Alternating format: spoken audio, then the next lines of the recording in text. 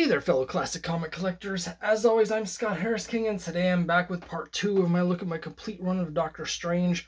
Last time we did Strange Tales numbers 110, 111, and 114 to 150. Well, today we're looking at Strange Tales number 151 to 168, and Doctor Strange 169 to 183. Now, as I mentioned last time, this is a bit of a bittersweet moment for me. I just recently finished this run after working on it for over a decade, and now I've sold it. So this is the last time I'm going to be seeing these. I'm actually mailing them out tomorrow morning. By the time you see this, they'll be gone. But I did kind of want to celebrate them, and I wanted to show them to everybody while I still have the run. The rest of the run I still have. So basically the chronology is after Doctor Strange 183, series got canceled. He did have guest appearances in a couple other books to sort of tie up those loose ends, and then he returned with his own solo backup story, Marvel Feature number 1, and then had a series of Marvel Premiere 3 to 14, got his own series again, Doctor Strange 1 to 81. When that ended, Strange Tales Volume 2 ran from 1 to 19. Then he got another series. That's where my collection ends, Strange Tales 19. So I had 25 straight years of Doctor Strange continuity. And I still have everything starting with Marvel Feature 1. Whereas I've sold all of the earlier stuff. I do have some omnibuses coming, which I'll show you in a separate video. So I'll still be able to read those and enjoy the stories, both the Strange Tales and the Nick Fury, Agent of S.H.I.E.L.D. and the Doctor Strange stories. I bought all the omnibuses for both of those. So I'll still have all that to read. And the reason I sold them is to raise money for the comics that I'm making. I needed some money for that, and I am still downsizing my collection, so I had to make some hard choices about what I needed to keep and what I could sell, and I ended up going with the Strange Tales. There's some other books that were potentially going to be sold that I just decided I wanted to keep more, but I love these books, and so let's just jump into 151. And the important issue, it's Jim Steranko starting on Nick Fury, Agent of S.H.I.E.L.D. The cover is signed Kirby / Steranko. The only thing that I will say about this era that I don't like is they use a lot of these dark grays in the printing, which gives everything kind of a muddy feel, which is unfortunate. A lot of the last 15 issues or so during the S.H.I.E.L.D. run from like Strange Tales 135 to 150, you see a lot of gray. 152, we're back with Doctor Strange. As I mentioned last time, they alternate the covers. This is Umar, who first appeared in 150, still fighting with Doctor Strange. 153, I think this is a pure Steranko cover. It's not signed. But it just feels like Steranko. Of course, he was very much a Kirby guy. And here's more of the grays. But cool cover. Here's a great cover, 154. Great Doctor Strange cover. Clea Must Die. This is one of my favorite Doctor Strange covers from this run. He didn't start getting his covers until 146, so he's only had a few at this point. Here's a really cool cover. I have a pretty nice copy of this, actually. Some nice deep blacks. Steranko 155. Again, the only thing that I will say about these that I don't like is that is just some of them get muddy with the coloring. This has some nice deep blacks. 156. Prepare for mysticism without ends when Umar walks the earth. Introducing Zom. Now, at this point, and Doctor Strange, of course, Ditko's left the book, and it is not as good. They're meandering a little bit. It's still good, because Doctor Strange is cool, but you can tell that some of the replacement writers, some of the people coming in, including the likes of Denny O'Neil, among others. I think Don Rico maybe wrote one of these. I forget. There's a bunch of different people working on these, and they're not really getting it. I have to say, I don't think anybody really gets it.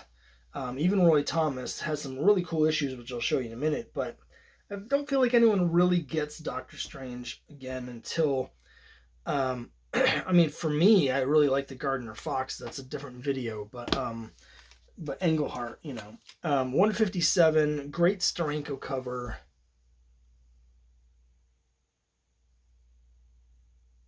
Baron Strucker as the Hydra leader.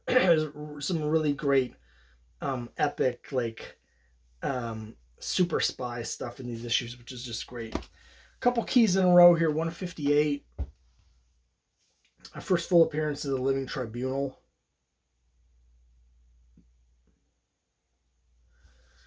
And then 159.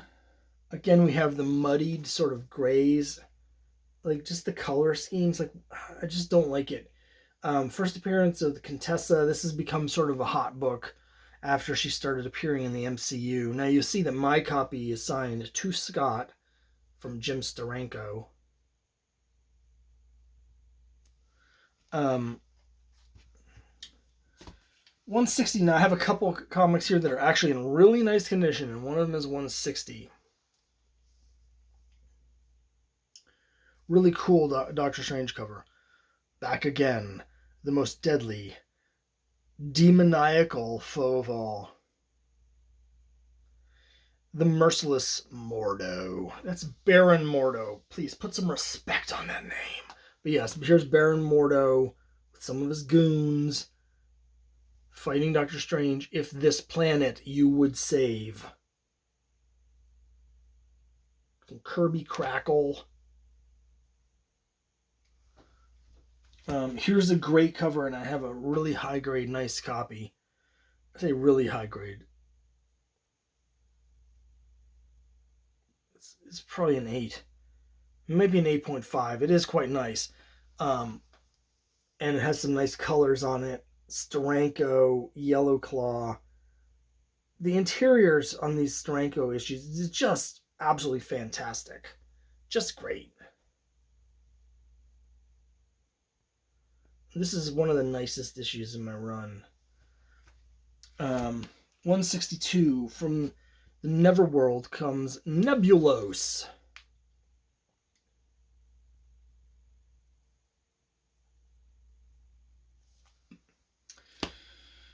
Uh, 163, Steranko, and the Dragon Cried Death. Again, so many blacks and grays, and not even pure blacks, which I think is part of the problem.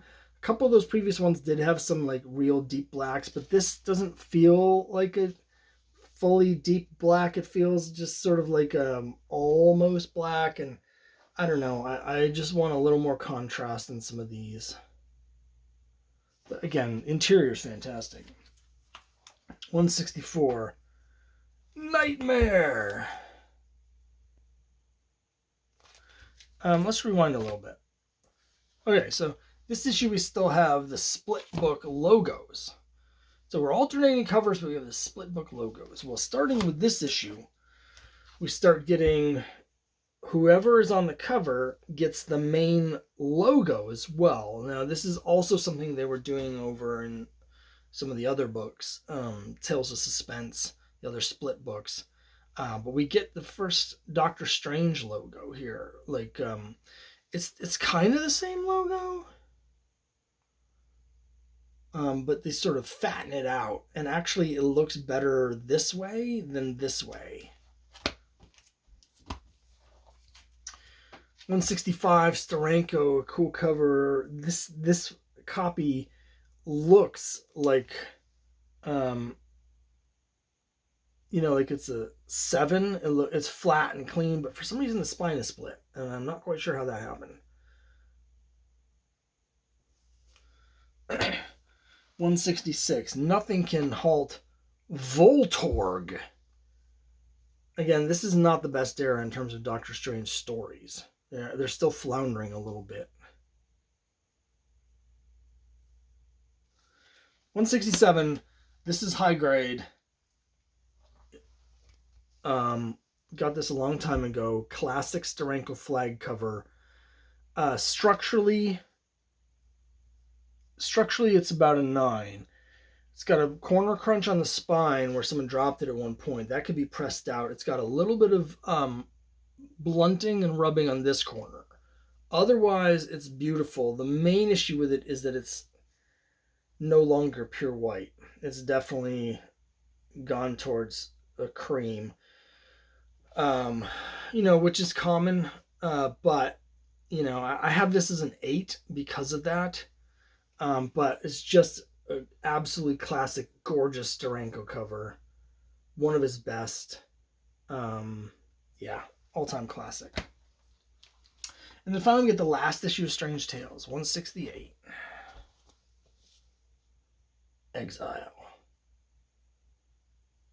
Of course, the numbering is interesting in this series because, as we're about to see, with 169 it became Doctor Strange, whereas Nick Fury, Agent of S.H.I.E.L.D. got his own series with issue 1. And then when Doctor Strange ended with 183, they eventually started Strange Tales up again, but they started it with 169 instead of 184. So that makes it a little bit confusing because you're kind of doubling up on the numbers there in the same series. I don't know. I found it weird. Here's 169. A nice mid-grade copy. I reluctantly have it at a 5.5, but I really want to call it a 6. This is another book where I kind of want to get another copy of it. I actually have at least one more copy of it in my trading pool still. Don't remember. I might still have 2 copies, but I think I just have 1. And I've had multiple copies in the trading pool, and I've owned multiple copies in my own collection before. Quick version.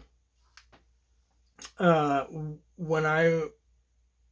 the 80s, I was very into speculating, but not on new stuff, on old stuff. Like, I tried to read the trends, see what was coming up, what was hot, buy those back issues before they really blew up, and then I could, once they did blow up, I'll trade them for other things, and I was quite successful with it. And I saw the trend of these first issues. The first issues, like Doctor Strange 169, Captain America 100, Hulk 102, those first issues were starting to take off. And the Captain America and the Hulk were taking off a lot more than the Doctor Strange 169. So I bought at that time a really beautiful Doctor Strange 169 that was at about an 8.5. It was just gorgeous. It looked like it had just been printed, like the ink was just dripping off of it. I paid $25 for it, and at some point I ended up selling it or trading it once it had gotten worth some more money. But when you see this comic in high grade or even mid grade, for some reason the strike on I've said this before, but the strike on Doctor Strange 169 seems to have been particularly excellent because I've seen so many beautiful copies of this, even in mid-grade. So even though this is a mid-grade, it just, like, the colors are still gorgeous. Deep blacks, all the colors just come right off the page. So it's beautiful. I also got this very cheap. I mentioned in my previous video I'd gotten a whole run of Strange Tales, like 135 to 141 for like $5 each. I actually did the same thing here. I got these about 9 years ago on the CGC forums. A big lot of these Doctor Strange issues, including 169 for $5 each. So I only paid $5 for this. It's probably worth between $250 and $300 now.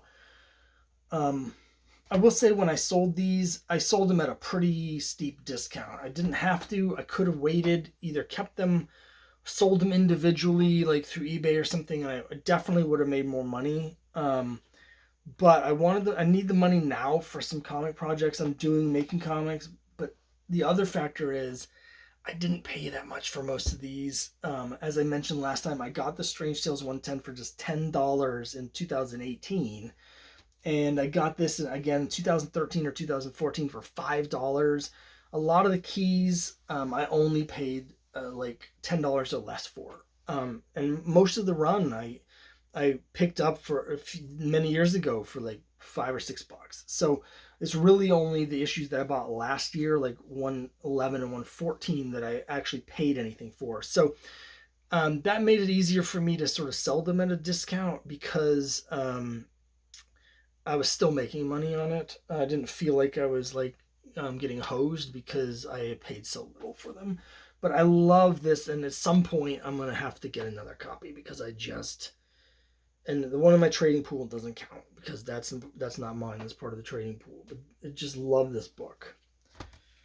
170 again. I don't remember which is which, but I got a lot of these in the same lot for $5 each. Back at a time, and they're nice. They're mid grade, at a time when no one really seemed to care about these books, and they're cool. You know, the Dan Adkins doing some of the art inside is really cool, and then he got completely destroyed by angry fans because he's like the first case of fans really cracking down on swiping.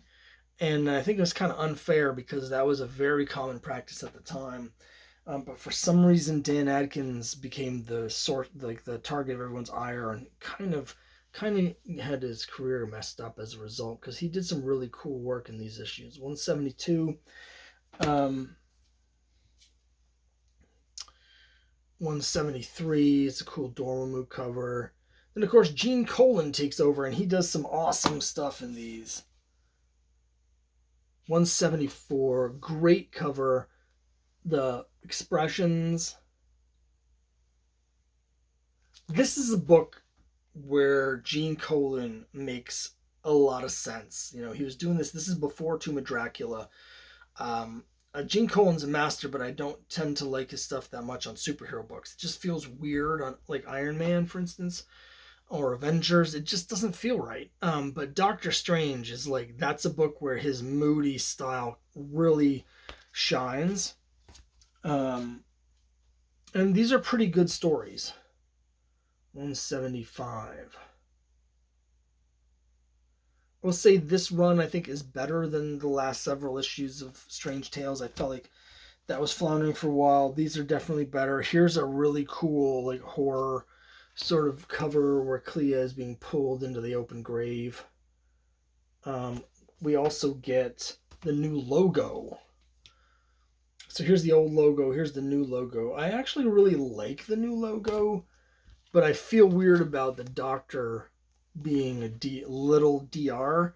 They're emphasizing the strange part, which I get, but it just feels weird to have Doctor Strange like that instead of the full name because Doctor Strange is supposed to have the full Doctor written out. That just doesn't sit well with me. And then 177 is the infamous issue where he gets a superhero costume. Now, my understanding is that Roy Thomas was just grasping at straws here. This book was not selling well, so they thought if they could appeal to a more broad or mainstream superhero audience, the sales might go up. So they decided to give him a superhero costume instead of his regular look.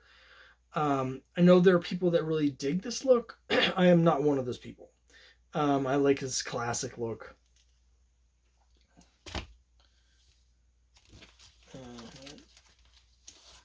Got some books out of order here.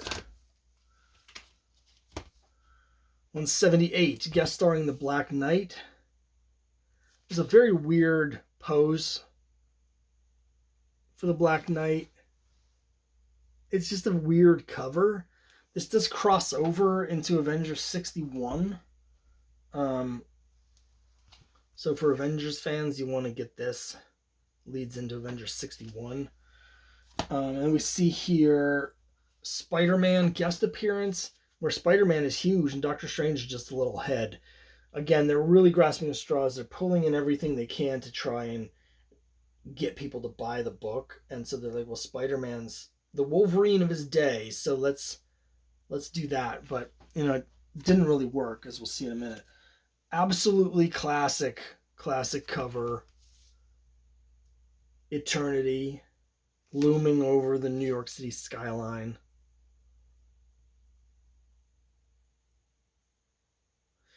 And because sales weren't great, these are not issues you see that often compared to other Marvels from the time. Like, I don't really see these Doctor Strange issues very much. Very weird cover, 181. guess I don't know if that's the Eye of Agamotto or if that's no. There's the Eye of Agamotto is here, and it's you can see it's on Doctor. It's on. Hold on. There we go. It's on Doctor Strange's chest, and it's things like radiating out from it. I don't know. I can't quite tell what's happening in this. There's someone looking in a crystal ball, I guess, but I don't know what's going on. It's kind of a weird cover. 182. Here's one of the more unlike. This one's a lot more beat up than the others, but here's one of the more unlikely crossovers you're going to find. It's Doctor Strange fighting Juggernaut. Now, it does make sense in a certain way because Juggernaut gets his power from the mystic gem of Cyttorak, right? Which is one of the entities that gets cited by Doctor Strange, I think. I could be getting that wrong because I'm not a big X-Men Juggernaut guy. So it makes sense in that sense, but it's very odd to see Doctor Strange and Juggernaut in the same comic. It's just a weird thing. And then 183, the last issue of Doctor Strange. And they do leave a bunch of plot threads open. So what ends up happening after this issue, and I think I might have these, so maybe next video I'll be showing them and talking about this again, is that he ends up appearing in a couple other books, a couple issues of Submariner, other things that Roy Thomas is writing. He guest stars over in Submariner to sort of tie up the loose ends from this title. And then he's sort of missing for a while. It's like there's a couple years between this and his next solo issue, and he's just sort of out there somewhere, a couple small guest appearances, and that's it. And then after he makes a guest appearance somewhere along the line, anyway, they bring the Defenders in Marvel Feature number 1. So he shows back up to form the Defenders, and in that same issue, in the backup, there's a new Doctor Strange solo story that sort of relaunches his solo career. That's a story I think a lot of people don't know about. If you're looking at Doctor Strange's solo book, you might think that it goes from here to Marvel Premiere 3, but there's actually that Marvel Feature number 1 backup. I'll show that next time. As I mentioned, I've sold all of these, so this is the end of the road for this run, but I have everything after this. I'll still be showing those in later videos so you can see the rest of the Doctor Strange run. Next time around, we'll do the Marvel Premiere and the beginning of Doctor Strange Volume 2, the classic Steve Englehart, Frank Brunner issues, which are absolutely fantastic. So we'll talk about that in the next Doctor Strange video whenever I get to that. But it's a sad moment. It's always sad, but you know, as I've mentioned in the previous video, I've mentioned a number of my downsizing videos, like, we're all kind of custodians, you know. I've had these books for a time. I've put this run together, collected it all into one place, and I think I've done a good job of keeping these. But you can't take it with you. They have to go at some point, either sooner or later. They have to go to someone else. And so I'm happy that I found a home for these. There'll be other collectors that will now get to enjoy these. And thanks to the money that I got from selling this, there'll be a brand new comic book in the world that otherwise would never have existed. So that's exciting for me. And of course, I'll be talking a lot more about the new comics as they're coming out. Don't know when this is going to air, so I don't want to talk about anything specific, but I have a lot of stuff that I'm hoping to be printing and publishing and coming out with later this year and into next year that I hope everyone will be excited about. So that's it. That's it for the Strange Tales run. Tomorrow morning, I'll be shipping those all out. But again, it's another wonderful run. I've had so many keys that I used to have and no longer have, and so many runs that I used to have and no longer have. And so this will just be one more of those. You know, I used to have a Fantastic Four number 5, and that's been gone for 30 years. So I don't know. You reach a point where when you get to a certain age where sort of everything is something that you used to have, and nothing feels as permanent anymore. So that's kind of how I'm looking at everything here. Let me know what you think down below. Let me know what you think of Doctor Strange, of the Shield issues and stuff. I don't have the. I tried at one point to put together the Shield issues that came after this, and I never finished that. I only have a handful of them, and because I got the sense from the ones I did have that that short run series went downhill pretty fast when Steranko left. So I didn't put that together, but I do have the omnibus coming that has those issues, so I'll eventually finally be able to read them all. But let me know what you think of this era down below. Um, it's interesting because Strange Tales, I think, for up until issue 134, the Doctor Strange series was by far the better half of the book.